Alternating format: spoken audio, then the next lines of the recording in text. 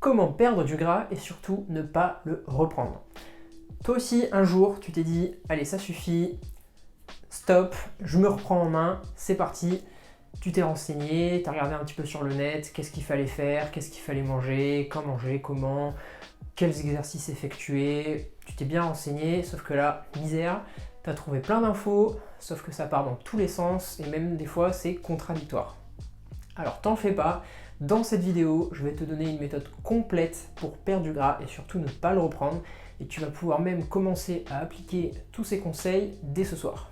Juste avant de commencer, je me présente rapidement. Si tu ne me connais pas, je m'appelle Thibaut, je fais du coaching en ligne. J'aide les personnes à perdre du gras et à prendre du muscle afin qu'elles se sentent mieux dans leur corps. Allez, trêve de bavardage, c'est parti. Générique. Ah non, j'ai pas de générique. Perdre du gras et ne pas le reprendre. On va voir ça en 3 points clés. Le tout premier point, ça va être tes habitudes, ton mode de vie.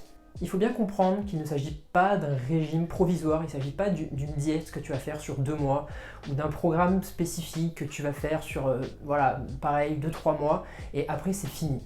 La première chose à faire, c'est de bien comprendre qu'il va falloir créer des habitudes sur le long terme. Il va falloir que tu fasses des changements durables dans ta vie. C'est pas quelque chose de provisoire, je le répète, parce qu'en fait ça c'est vraiment la clé. Il faut comprendre que c'est pas tu veux perdre du poids, pendant 2 semaines tu changes des choses dans ton alimentation, au niveau de ton activité, etc. Et après c'est fini, tu reprends tes anciennes habitudes. Ça ne marche pas. Car la méthode ici que je veux te transmettre, c'est pour perdre du gras et ne pas le reprendre derrière. Donc des changements corporels sur le long terme demandent de nouvelles habitudes, un nouveau mode de vie que tu vas pouvoir tenir. Alors comment se créer un nouveau mode de vie, comment mettre tout ça en place? En fait, tu vas penser habitude, c'est vraiment le point clé, et mettre en place des habitudes autour de ton sommeil, de ton bien-être, ton stress, et également ta dépense énergétique.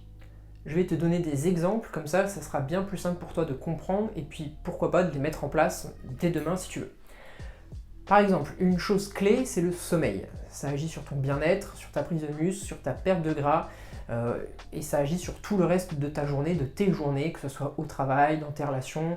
Voilà, si tu dors bien, si tu dors mieux, tu récupères, tu te sens en forme, tout de suite t'es mieux. Quand on dort pas beaucoup, on est de mauvaise humeur, on a la flemme, bref, ça va pas.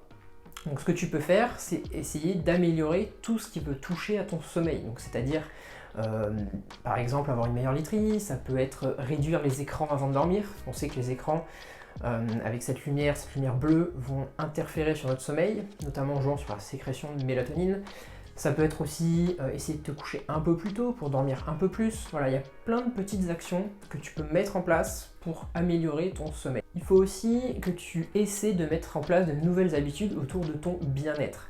C'est-à-dire faire des activités qui te plaisent, que ça soit, peu importe, de la lecture, du yoga, du sport, se balader, voir ta famille, voir tes amis. Voilà, ça c'est vraiment propre à chacun, mais il faut prendre du temps pour toi, pour faire des choses que tu aimes. Parce que si par exemple, t'aimes pas ton taf, le week-end, tu vas à des repas de famille et ça te saoule, t'aimes pas ça, t'as un groupe de potes, t'en aimes pas plus des 3/4 et tu les vois, je sais pas moi, tous les vendredis. Mais là, ça va pas le faire. Il faut vraiment que ton mode de vie, tes activités te permettent de te relaxer, te détendre, te fassent du bien. Ça, c'est aussi primordial. En fait, tu vas essayer de réduire, voire même d'enlever, tout ce qui est, on va dire, nuisible pour toi ou néfaste, c'est-à-dire tout ce qui peut être toxique. Donc si tu as des relations toxiques, que ce soit des amis ou je sais pas, au travail, essaie voilà, de passer moins de temps avec eux. Ose dire non sur des choses qui vraiment ne te font pas envie ou que tu ne veux pas les faire parce que voilà, ça t'amène beaucoup de stress ou beaucoup d'ennui. Voilà, essaie de les réduire également. Un autre point, tu vas essayer d'être plus actif dans ta vie. Je veux dire par là d'être moins sédentaire. Il y a plein d'applications gratuites qui vont compter ton nombre de pas. C'est un très bon outil et tu peux essayer, pour commencer, d'augmenter ce nombre. Par exemple, si tu marches, je sais pas, 5000 pas par jour, c'est un travail sédentaire, on va dire quelque chose de classique, tu peux essayer d'augmenter de 3 à 5000 pas par jour, donc de passer entre 8000 et 10 000 pas. Sur le long terme, ça va vraiment faire une différence au niveau de ta dépense énergétique et donc potentiellement de ta perte de gras. Et au passage, cette dépense énergétique, donc non liée au sport, liée à la marche et à plein d'autres activités. Par exemple, là, ce que je fais, moi, je bouge les bras, je suis debout, je parle. C'est une dépense énergétique, alors certes, elle est faible, mais ça joue. Et on appelle ça le NEAT. Bon, t'as fini de jouer avec le câble, toi, là? Voilà, la grosse bête qui mange le câble du micro. Dis bonjour à la caméra. Alors oui, ça peut paraître bizarre, je te fais une vidéo pour t'expliquer comment perdre du gras et pas le reprendre, et je te parle voilà, de mode de vie, de bien-être. Ça peut paraître un peu à côté de la plaque, mais pour moi c'est vraiment la base. C'est vraiment la base. Si ton mode de vie, la façon dont tu vis n'est pas en adéquation avec toi-même, avec tes valeurs, et que tu ne te sens pas bien, perdre du gras va être encore plus difficile. Parce qu'il faut bien comprendre que perdre du gras, en quelque sorte, ça implique un stress sur notre corps, sur notre organisme. Être en déficit calorique, voilà, c'est une sorte de stress. Donc si tu es déjà soumis à énormément de stress dans ta vie, que ce soit dans tes activités, dans ton travail, tes relations, voilà, ça va être encore plus compliqué. Donc je te conseille déjà de mettre à plat toutes ces choses avant de passer un déficit énergétique à une perte de gras. Et tous ces conseils, tu vas essayer de les implémenter, en fait, de les mettre en place dans ta vie tous les jours. Et en fin de semaine, de faire un petit point, de se dire, bon ben, par exemple, sommeil, dépenses énergétiques, tout ce que l'on a pu voir, te dire, est-ce que j'ai été régulier, est-ce que je l'ai fait assez souvent, etc. Tu peux même mettre ça sur une feuille, un tableau, cocher par exemple, et ça va vraiment t'aider à visualiser et te dire où est-ce que j'en suis. Et c'est une sorte, ce sont des progrès en fait, il faut voir ça comme des progrès. En deuxième point, donc on va voir bien sûr, ça va être l'alimentation. Alors j'ai choisi de le mettre en deuxième et pas en premier. Ça peut paraître bizarre, mais je pense que tout ce qui est mode de vie et habitude est fondamental. Bien sûr l'alimentation aussi. Allez, c'est parti. Alors comme je le disais tout à l'heure, c'est pas un régime ou une diète provisoire. Il faut vraiment voir ça sur du long terme. Ça va pas durer 2 mois ou 3 mois. Il faut vraiment que tu essaies d'y aller à ton rythme, petit à petit, pour pouvoir implémenter de nouvelles habitudes autour de ton alimentation que tu vas pouvoir suivre longtemps. Si c'est quelque chose qui est trop drastique, que tu n'arrives pas à suivre, tu dois te forcer, c'est difficile, c'est pas compatible avec le long terme. Parce que si tu veux des résultats durables, il te faut une approche qui est elle aussi durable. Alors on va voir ça en plusieurs points. La base au niveau de l'alimentation, c'est ce qu'on appelle le déficit calorique. Donc manger moins de calories que ton corps en dépense. Ça, c'est la base. Sans ça, tu ne peux pas perdre de poids. Donc voilà, il va falloir que toutes les calories que tu vas amener dans ton alimentation, donc vraiment toutes, que ce soit les calories liquides, l'alcool, tes repas, le sucre dans ton café, vraiment tout, il faut que ça soit inférieur à ce que tu vas dépenser lors du sport, lors de, par exemple, comme là maintenant, lorsque tu bouges, voilà, tout, même la digestion, etc. Je vais te donner maintenant pas mal de conseils, de choses à mettre en place pour pouvoir mettre facilement en place un déficit calorique. Première chose que je te conseille vraiment, c'est d'avoir une grande majorité d'aliments dans ton alimentation qui sont dits des aliments bruts. L'aliment, c'est l'ingrédient, l'ingrédient c'est l'aliment, par exemple la carotte. C'est voilà, c'est pas quelque chose, si on compare un aliment industriel où tu as toute une liste d'ingrédients. Donc voilà, des aliments bruts. L'avantage, c'est qu'ils sont généralement plus rassasiants, qu'ils comportent moins de calories, et ils sont aussi plus nutritifs, il y a plus de vitamines, minéraux, etc. Deuxième conseil hyper important, le volume alimentaire. Alors le volume alimentaire, c'est quoi? C'est le volume occupé par ta nourriture pour le même nombre de calories. Par exemple, si je prends 100 calories de chocolat, de carré de chocolat, ça va donner un volume vraiment petit. Si je prends 100 calories de légumes, ça va te donner un volume bien plus important. Donc le volume, l'espace occupé. Ce qu'il faut savoir, c'est que la satiété, en fait, elle est régulée en partie par le volume que tu as dans ton estomac. Pour faire simple, dans l'estomac, il y a des capteurs de pression un peu qui vont répondre à ce qu'il va y avoir dans ton estomac, donc la place que ça va prendre. Et ta satiété, elle est plus régulée par ce volume alimentaire, cette pression, que par l'apport calorique en lui-même. Donc tu peux te rassasier plus facilement avec un volume plus important. À calories égales, bien évidemment. Parce que si tu prends le même volume entre le chocolat et les légumes, avec le chocolat, tu vas exploser les calories. Voilà, donc ça c'est vraiment la base pour faire un déficit calorique, c'est maximiser son volume alimentaire. Donc bien sûr, tu dois t'en douter, tout ce qui a un bon volume alimentaire, ça va être essentiellement les légumes, les fruits, on a aussi les pommes de terre, voilà, c'est ce genre d'aliments ou tu peux en mettre beaucoup pour peu de calories.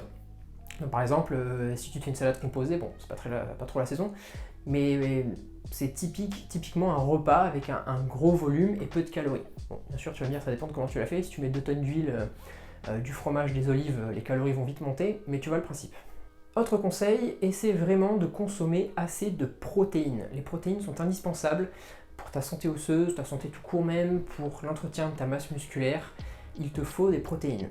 Si tu fais des entraînements de résistance, donc que ce soit musculation, crossfit, etc., je te conseille d'avoir 1,6 g à 2 g de protéines par kilo de ton poids de corps. Grosso modo, si tu comptes pas tes protéines, ça fait environ 3-4 repas avec une portion de protéines.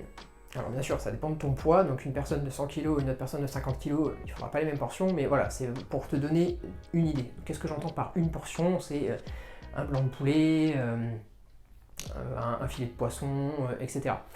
Donc voilà, si tu as 3-4 prises dans ta journée de protéines, tu peux estimer que tu es bien. Un autre conseil très important, je t'invite grandement à réduire les aliments industriels. Donc ces aliments-là vont être plus riches en calories, donc ça va faire monter ton compteur calorique. Ils vont être moins intéressants au niveau de ta nutrition, ta micronutrition, donc tout ce qui est vitamines, fibres, minéraux, généralement c'est pas très intéressant. Et il y a de fortes chances que ce soit des aliments très palatables. Alors ça veut dire quoi? Pour faire simple, il faut oublier ce mot, c'est juste que je t'invite grandement à éviter les aliments qui te donnent envie d'en manger d'autres. Alors je te donne un exemple, c'est toujours plus simple. Moi par exemple, le chocolat avec la glace, j'adore ça. Donc si je veux faire une perte de poids efficace, je vais pas en acheter. Ou je vais en acheter mais très peu, sinon je me tire une balle dans le pied, clairement. Donc c'est vraiment des aliments en fait qui sont très bons, qu'on trouve très bons, ça reste subjectif, et qui nous poussent, qui nous donnent envie d'en manger plus. Donc ces aliments-là, voilà, pour la période où vraiment tu veux perdre du poids, je te conseille de ne pas en acheter, tout simplement. Donc typiquement, là on va retrouver le chocolat, le fromage, la glace, mais ça peut être aussi le saucisson, la charcuterie, voilà, ça dépend vraiment des gens. Mais normalement tu dois savoir de quel aliment je parle, et on est tous très au courant de ce qu'on kiffe. Et voilà, si tu achètes des cookies, tu en manges 2, et puis au final, 1 heure après, tu as fini les 2 paquets, n'en achète plus, c'est plus simple. Pour ce qui est de ta répartition glucides-lipides, alors là c'est un petit peu plus compliqué, alors même si c'est pas très compliqué, mais ça va beaucoup dépendre de chacun. Donc c'est un peu difficile de donner des conseils comme ça, mais les principes que je peux te donner, c'est ne descends pas trop bas tes glucides, car ils sont très importants en fait pour ton métabolisme. Donc je te conseille grosso modo d'avoir au moins 100 g de glucides par jour, si ce n'est plus. Moi personnellement j'ai du mal à descendre vraiment bas en glucides, donc voilà, 100 g, 150 g, ça dépend des personnes, ça va dépendre de ton activité. Si les jours où tu fais du sport, tu peux en placer un peu plus. Et pour les lipides, pareil, je te conseille de ne pas descendre en dessous de 0,35 g de lipides par poids de corps. Ça peut paraître faible, mais voilà, pour une période, tu peux y aller, il n'y a pas de souci, tu n'auras pas de problème de santé. Si tu descends trop bas, notamment en glucides, les soucis qu'il peut y avoir, ça va engendrer des phases voilà, où tu vas vraiment avoir envie de tout manger, de tout dégommer, voilà, d'ouvrir le placard et de manger tout ce qu'il y a. Donc hyperphagie et compagnie. Tu vas aussi avoir voilà, des baisses d'énergie, baisse de libido, des problèmes de sommeil, tu vas être de mauvaise humeur, voilà, donc essaie pas d'être trop agressif, enfin tu peux essayer, parce que forcément ça dépend vraiment, chaque personne réagit différemment, mais si tu vois que ça marche pas et que tu réponds vraiment mal à ce protocole, je te conseille de tout de suite arrêter et d'être plus modéré. Un autre conseil très important, je t'invite à faire des phases de maintien. Alors une phase de maintien c'est quoi? Ça va être une période de temps, plusieurs jours, voire même une semaine, peut-être 2, où tu ne vas pas être en déficit calorique. Tu peux voir ça comme une pause. Alors une pause, c'est pas je mange ce que je veux et hop c'est fini, je fais ce que je veux. Dans cette période, tu vas essayer de stabiliser ton poids. Ton objectif, ça sera plus de perdre de gras, c'est vraiment d'être stable. Alors il y a beaucoup d'avantages à cette méthode. La première chose, c'est que ça va t'apprendre, ça va te permettre de développer des habitudes de maintien. Ça te prépare à l'après-perte de poids, la phase où tu dois stabiliser ton poids. Parce que comme je te l'ai dit, moi j'apprends aux personnes, j'accompagne les personnes à perdre du poids, mais après, à ne pas le reprendre, parce que sinon je trouve que ça sert à rien. Donc tu vas implémenter de temps en temps des phases de maintien. Ça va te permettre aussi de réduire les adaptations métaboliques à la baisse. En effet, lorsque tu veux perdre du poids, ton métabolisme diminue. En fait, pour faire simple, ton corps s'adapte. Tu lui donnes moins d'énergie, moins de calories, bah lui il se dit ah merde, c'est un peu la dèche en ce moment, je vais réduire mes dépenses quoi. Je fais avec ce que j'ai, je dépense moins, on me donne moins, je dépense moins. Il est intelligent, en fait il s'économise tout simplement. Sauf que ces adaptations métaboliques, c'est comment dire, temporaire, c'est pas permanent. Donc en remangeant plus, ton corps va se remettre à dépenser un peu plus. Et tu vas du coup dissiper ces adaptations métaboliques. Le fait de faire ces phases de maintien va aussi te permettre de réduire ta faim. Parce qu'on sait que tous qu'au bout d'un moment, voilà, perdre du gras, manger moins, ben, au bout d'un moment, que ce soit quelques jours, plusieurs semaines, même plusieurs mois, là c'est pareil, ça dépend des gens, bah, tes sensations de faim, voilà, ça va être présent, elles vont même augmenter. Donc des fois ça devient difficile, bah, on a la dalle quoi. Donc faire ces phases de maintien, ça va te permettre d'atténuer ces sensations de faim. Psychologiquement, ça va te faire beaucoup de bien. De faire une sorte de pause dans ta perte de poids. Ça peut être très utile si par exemple tu as une période où, je sais pas, tu as des anniversaires, tu as des repas de famille, les périodes de fête par exemple, ou d'autres événements sociaux, bah voilà, de mettre durant cette période une phase de maintien, parce que tu vas pouvoir manger plus. Donc voilà, de faire concorder, on va dire, ces moments, ça peut être pas mal. Ça va aussi permettre à ton corps de relancer la production de certaines hormones qui auraient diminué pendant ta perte de gras. Donc on peut parler notamment de la leptine, qui est super importante dans la perte de poids, dans la sensation de faim, de satiété. Sa production va diminuer lors de ton déficit, et le fait de manger plus à maintien, ça va permettre de rétablir un peu tout ça. Donc c'est très utile pour ça aussi. Et dernier point, ça va te permettre d'augmenter ta dépense énergétique, même de façon inconsciente. En fait, c'est un peu comme avec le métabolisme, lorsqu'on perd du poids, notre dépense énergétique, donc celle qui est pas liée au sport, le NEAT, va diminuer. Là encore une fois, le corps essaie d'économiser. Il essaie de sauver en quelque sorte de l'énergie. C'est inconscient, on s'en rend pas compte. Là, le fait de manger un peu plus, ton corps va dire, en quelque sorte, hein, je simplifie, il va dire ok, j'ai plus d'énergie, donc je peux l'utiliser et je peux bouger un peu plus. Donc en gros, si tu veux, quand tu as peu d'énergie, tu vas rester un peu amorphe, tu vas moins bouger, et quand tu as bien mangé, que ton corps il a assez d'énergie, tu vas pouvoir être plus dynamique, plus bouger, et ça représente une dépense énergétique. Les phases de maintien, c'est une technique que j'utilise beaucoup avec mes clients et aussi sur moi-même. C'est vraiment utile et il ne faut pas voir ça comme une phase où on perd notre temps. C'est pas une semaine où là je vais pas perdre de poids pendant 1 à 2 semaines. Si je fais ça tous les mois, je perds une semaine à chaque fois. Non, pas du tout. C'est vraiment, comme je disais, une approche durable, une approche long terme et ça va vraiment t'aider. Donc à réduire tes niveaux de faim, dépenser plus d'énergie, dissiper tes adaptations métaboliques. Voilà, c'est vraiment quelque chose d'efficace et que je t'invite à faire. Ok, donc je t'ai donné plusieurs conseils, mais depuis le début, je te parle beaucoup d'habitudes. Alors, quelles sont les habitudes que tu pourrais essayer de mettre en place pour améliorer ton alimentation? Donc si on suit ce que j'ai dit juste avant, ça peut être par exemple mettre une source de protéines à chacun de tes repas. Ça peut être avoir des fruits et des légumes à tous tes repas. Enfin, et où. T'as pas besoin de prendre des légumes le matin, t'inquiète.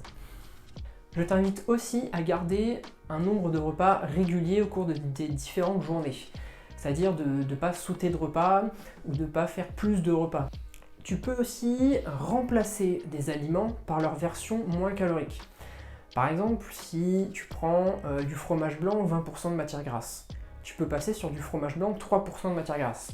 Ça va te permettre d'économiser quelques calories. Pareil avec la viande, si tu prends du bœuf à 20%, tu peux prendre du 5%. Il y a plein de possibilités. Ce que tu peux faire aussi, c'est remplacer certains aliments. Donc typiquement, les pommes de terre et la patate douce, qui sont super intéressants au niveau satiété, tu peux les utiliser à la place du riz ou des pâtes qui sont beaucoup plus caloriques et pas très intéressants au niveau vitamines et fibres. Tu peux faire la même chose pour les sauces par exemple, mettre des épices à la place.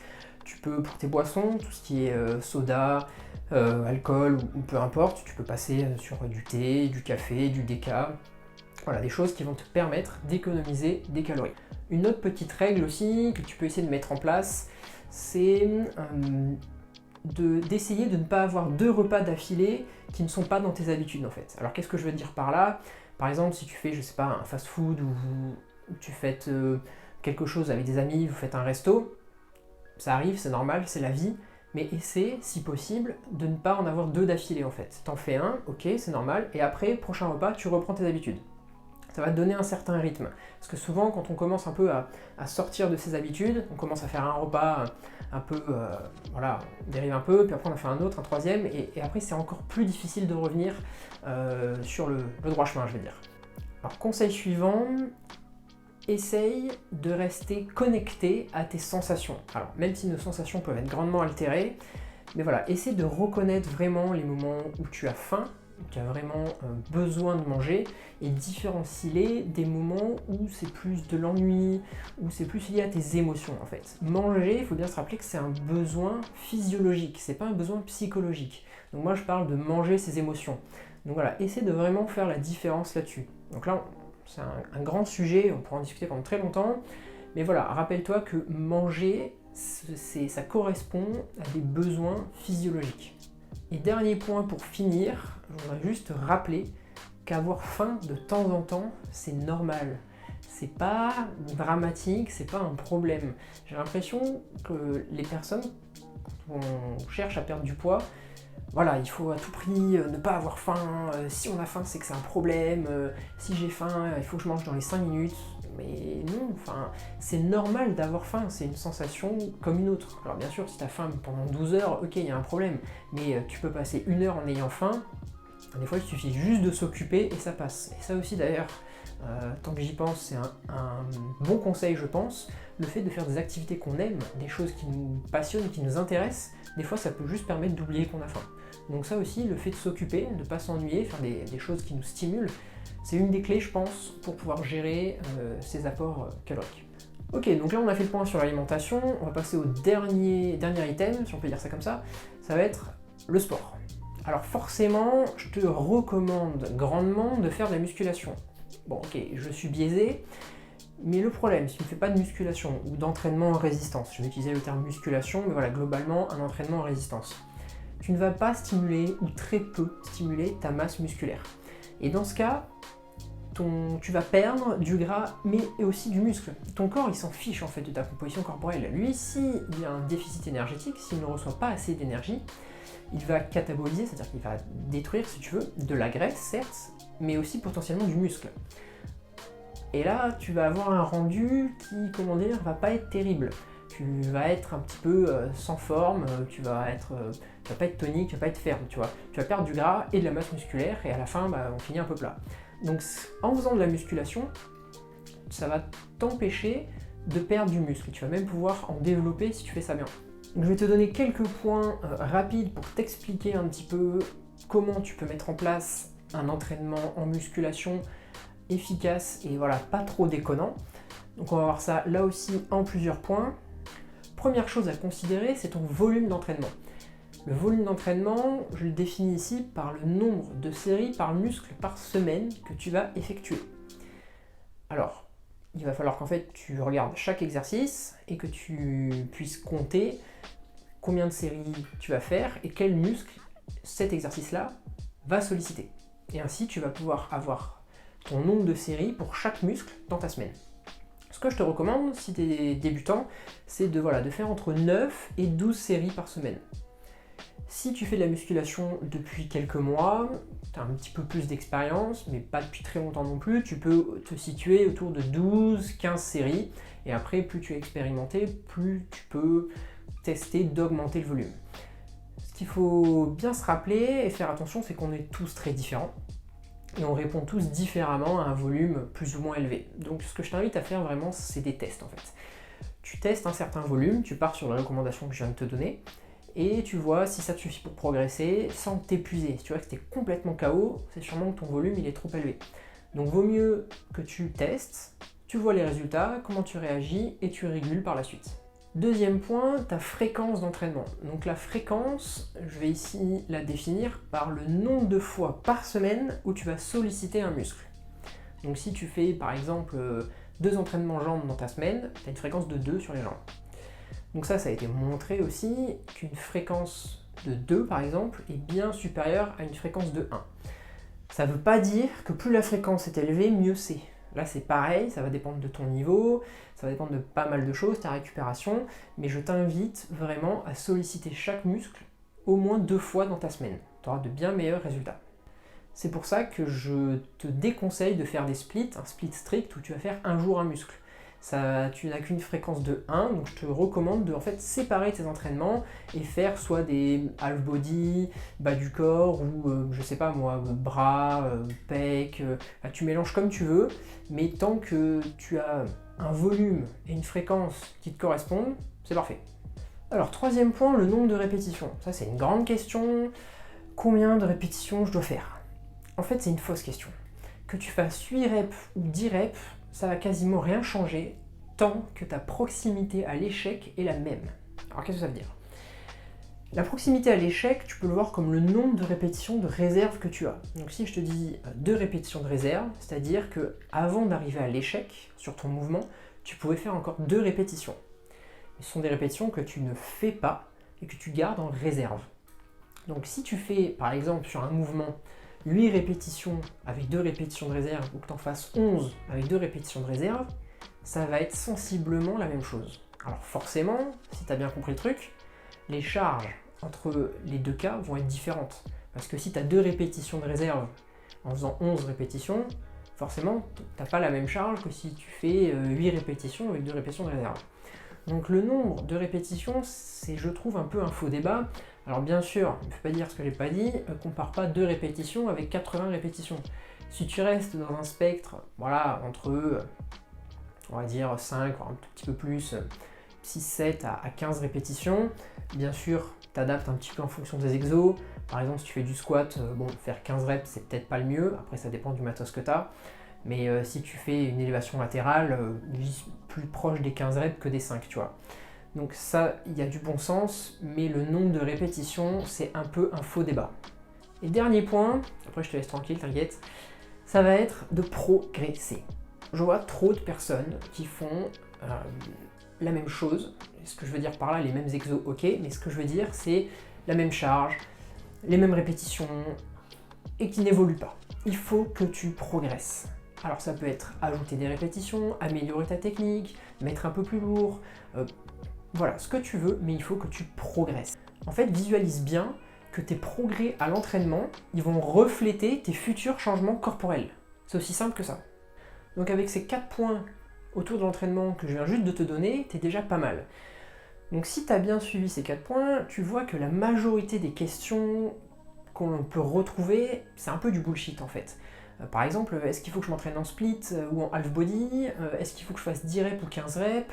Est-ce qu'il faut que je fasse 3 séries ou 4 séries? Donc toutes ces questions-là, en fait, on s'en fiche un peu tant que tu respectes les 4 points que j'ai énoncés juste avant. Donc fréquence d'entraînement, volume d'entraînement, proximité à l'échec et surcharge progressive, c'est-à-dire progresser à l'entraînement.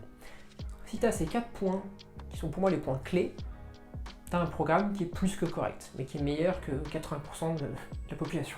Alors là, je suis passé plutôt rapidement sur l'entraînement, c'est pas vraiment le sujet de la vidéo, on reste quand même sur perdre du gras, mais je ferai une vidéo plus détaillée là-dessus.